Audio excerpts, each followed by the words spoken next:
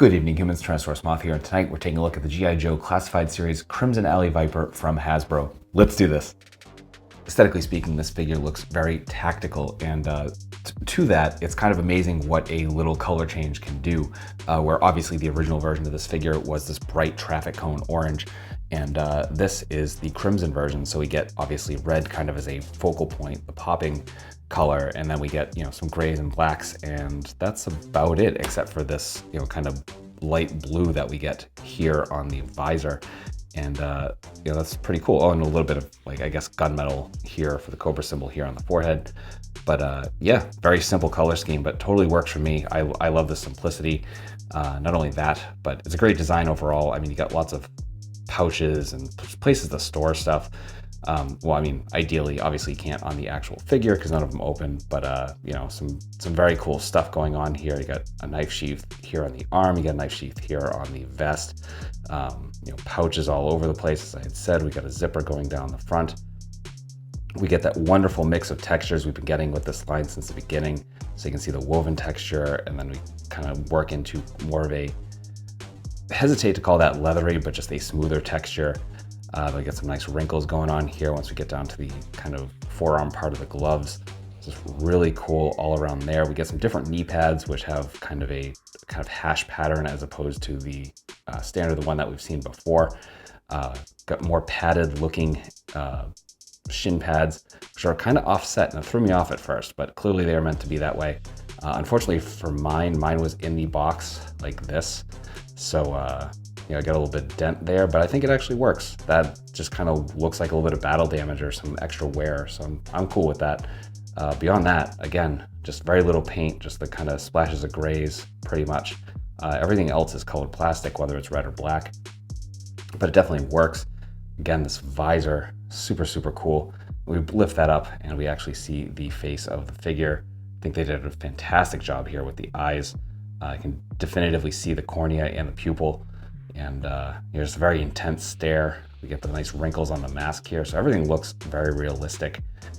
That and just a snake motif coming back in with these teeth at the bottom of the helmet. So yeah, exceptionally cool looking figure.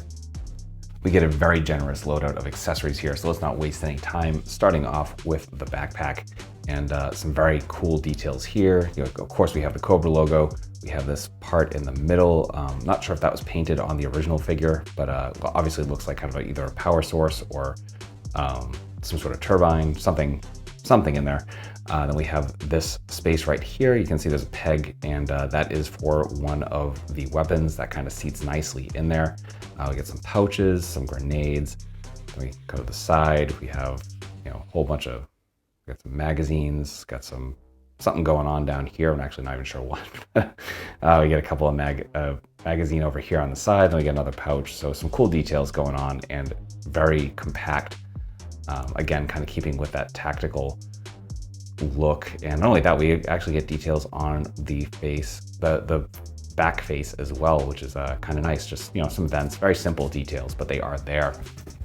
Then we get this awesome shield, very distinct looking, very pointy, just very clean details with the kind of off-white slashes. And then we get the black Cobra symbol, turn over to the back, and we got this cool HUD here with various things being shown. And then we get the handle, of course, and this actually rotates, so you can use it on the left or right arm, which is very, very nice.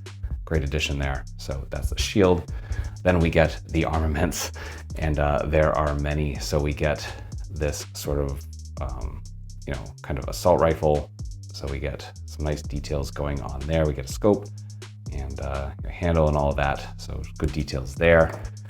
Then we get, actually I'm gonna start with this one, the kind of submachine gun. Same thing, pretty heavy looking scope there. We got the stock and handle going on down here. So nice details, no paint whatsoever, but definitely very well detailed. Then finally, we get this rifle looking situation. It's got a little, pardon me, a circle down there. And that is because part of this is this little addition. So it's kind of like a crossbow-ish. I think this had to do with the way it was originally presented in the original figure. So we just kind of plug that in, and that works there. So that's really cool. And then of course we get the sidearm. So I think we've seen this with a couple of their figures at this point, kind of, minimal details, but they absolutely work. Then we get a couple of magazines, of course, just like we saw on the backpack, except that that one wasn't removable. These are, and they do go into the two kind of automatic weapons here. And then finally, we get a couple of knives, that really nice bright silver, pardon me. And then, just kind of very simple handle. So that will do it for accessories. Articulation, balance are everything we've come to expect from the classified series. As we can see, freestanding kick, pretty much no issue. This definitely didn't take too much time to get into, so that's very nice. And that's despite some limitations that we'll get into. So the head, we are barbell from the neck into the head, and then we have a separate neck piece. So you can look down about that far, you can look up that far. I'm gonna take the visor off, apparently. That is a articulation point, actually. So we can look up about that far. Of course, we have the hinge here for the visor. We get some nice side to side as well. Not crazy, but it definitely works. We do get a little bit of a butterfly joint. This is kind of the, I guess, the mid of the classified series. Some of them feel like they shouldn't even be there. Some of them are very generous. This one's kind of in the middle. So it's good that it's there, but it's not overly helpful. And then coming to the arms, we're kind of just missing our T. We do have a bicep swivel, double jointed elbows bring us to there. So actually kind of bring us to 90. We're kind of running into the sculpt here. We have swivel and hinge at the wrist. We have a vertical on the left, horizontal on the right. Then we get our standard ab situation here in the middle. However, we do have this overlay vest, so we're not really going to get anything. So not really any crunch. Wee bit of back, but not much. And a little bit of side to side. So that's about it. We do have our drop down hips, which allow us to kick forward pretty much perfectly. Also allows us for pretty much complete splits. Very, very nice there. We do have thigh swivel, double jointed knees, which bring us up to there.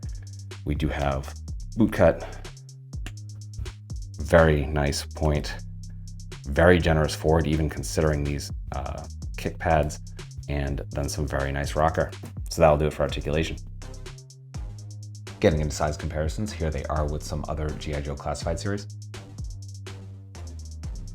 with some other Hasbro and some Mattel, with some imports, with some monsters. Finally, with articulated icons Oni, and yours truly in human form as a Valverse Action Force figure. So my final thoughts on the G.I. Joe Classified series Crimson Alley Viper from Hasbro is that this is another kick-ass figure from the Classified series.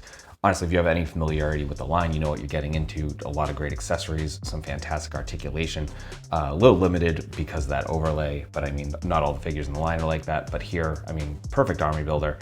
And certainly if you're a weirdo like me and have to get every red variant of figures that you see, then this totally fills that as well.